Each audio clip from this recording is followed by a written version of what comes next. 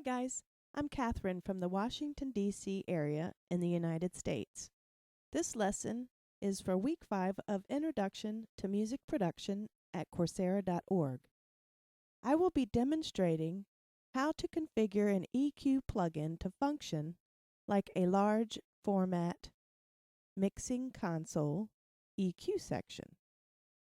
And then what I'll do is I'll save the settings as a preset in my DAW, which is Mixcraft 6.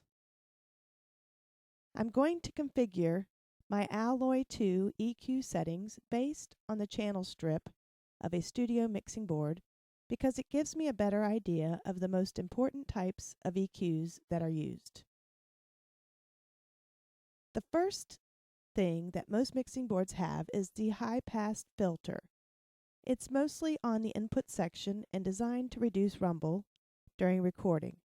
Most of the time, the low info is not needed, and any info below the fundamental frequency of an instrument is most likely noise and rumble that you do not want.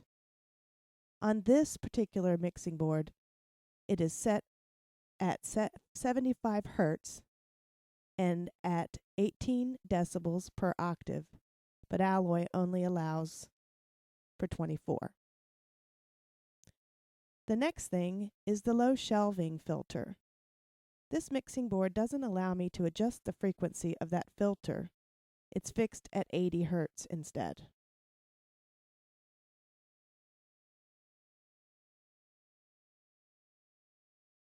Boosting or cutting will give us a lot of bottom end bump, which is great for adding weight to basses or warmth to keys.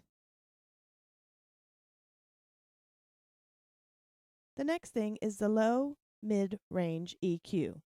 It's bell-shaped and can be sweepable from 45 Hertz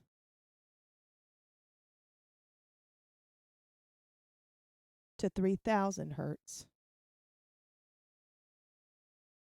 and boosts and cuts up to 15 decibels.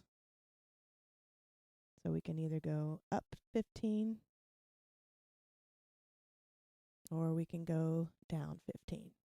Usually, you only want to boost up to about 6 decibels, but you can cut as much as you want. You can also set the width by changing the Q factor, and we'll set it at 1.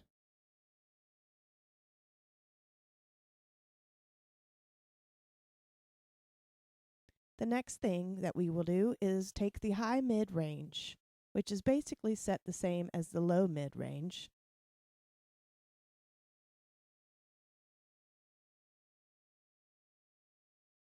Set this at bell. And this one will sweep from 500 Hertz to 18,000 Hertz. I'll set the Q at 1.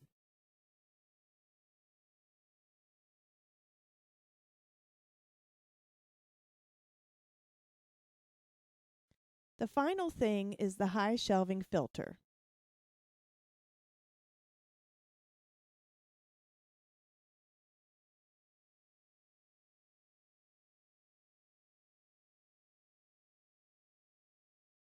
Which is set at 12,000 Hertz on this particular mixing board. It can boost up to 15 decibels as well, which is really too much, and it can also cut up to 15 decibels, which sometimes can be useful. We'll set it at 0.